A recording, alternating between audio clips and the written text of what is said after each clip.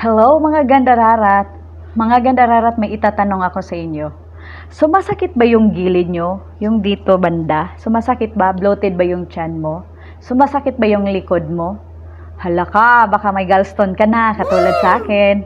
So mga gandararat, kung may gallstone ka, kung alam mong may gallstone ka, panoorin mo ang video na to, makatulong ito sa inyo. Pero bago yan, syempre pasok muna ang ating intro mga gandararat.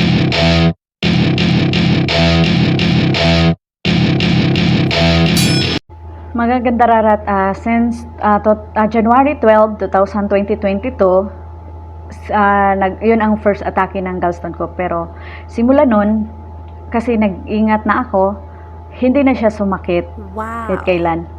Tapos, ganito kasi yun mga gandararat, last month, June, nag-order kasi ako sa hunger station dito sa Saudi Arabia. Nag-order ako ng oil, tapos wala silang olive oil or naubusan sila ng canola oil at saka olive oil.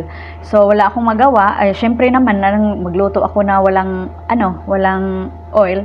So ito yung in-order ko. Ito.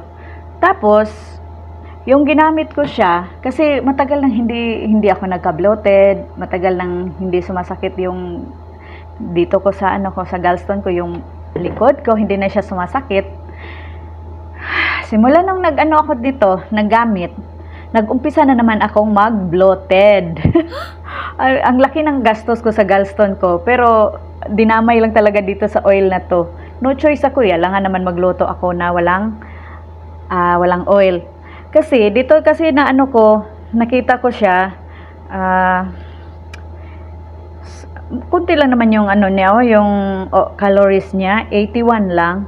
Tapos, yung saturated fat niya is 18%. Malaki kasi.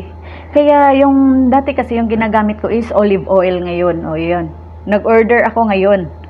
Kasi yung niya, yung saturated fat niya is 10% lang. 'Di ba ang laki ng pinag-anuhan nilang dalawa? Baliktad talaga ako dito. Kaya sabi ko, ang laki na ng nagastos ko, na palagi akong nag-ingat sa oil talaga, yung oil talaga, kasi alam mo, isa din to nagka-gallstone ako dahil sa oil. Mahilig ako dating kumakain ng baboy, karning baboy, kasi yung biyanan ko, nagkakatay sila ng baboy para ulam lang. 'Di ba? Ang daming ulam sa ref. Kaya pag mahilig sila mag-ihaw-ihaw, yung yung lechon kawali, yun ang ulam namin palagi. Kaya siguro naipon na. Yun, ako, cholecystitis ba yun? Hindi ako masyadong makabigkas. Basta namaga yung abdo ko. Tapos mga gandararat, napansin ko kasi dati, yung hindi ko pa alam na olive oil yung gamitin ko sa sa ulam ko. Pag kumakain ako ng manok, ay nako, talagang pinag-anuhan ko yung manok. Ayokong kumain talaga ng manok dati kasi sabi ko, bakit pag kumakain ako ng manok, sumasakit yung tagiliran ko, yung gallstone ko.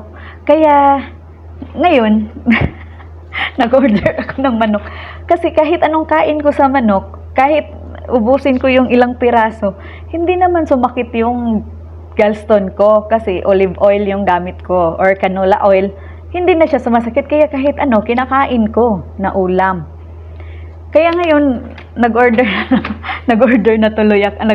na naman ako ng olive oil kasi hindi ko na naman to siya gamitin. Ito, 10 SAR lang siya. Ito, 20 SAR. Di ba, 10 SAR yung nila sa price nila na pagkaiba. Pero, ito, mura lang. Mumurahin ka ng pusik mura. Tapos ito, medyo mahal siya. Pero, at least, hindi ka mabaliktad. Tapos mga gandararat, i-share ko sa inyo, kailangan kung may gallstone ka, hindi rin mawala to sa'yo. Kaya sabi ko sa inyo, ang laki ng gastos ko sa gallstone ko. Mawawala na akong pera. Pero, ayan, talaga ako. Maglaan ako ng budget para sa gallstone ko. Tapos ito, kasi yung iba kasi, sabi nila, nagbo-bloated daw sila. Pag, hindi bloated, yung nag-constipate daw sila sa Maganda kasi to, Gustong-gusto ko yung yung green apple. Kasi everyday pag kinain ko siya, talagang maganda yung pag-deliver ng poops mo. Ganyan. Kaya ito, paggising ko sa umaga, wala pa akong kain, inumin ko na to 2 baso na apple juice. Ang ganda kasi diretso ka magka-poops. Kasi yung iba, pag may gallstone, ang hirap magka-poops. Pero ako, hindi ako nahirapan araw-araw talaga. Kasi, yun na nga, dahil dito sa kanila, tinutulungan nila Please ako. like and So, subscribe mga for more gandararas, videos to I share. hope na may Thanks matutunan for kayo watching. sa sinishare ko na video. Salamat!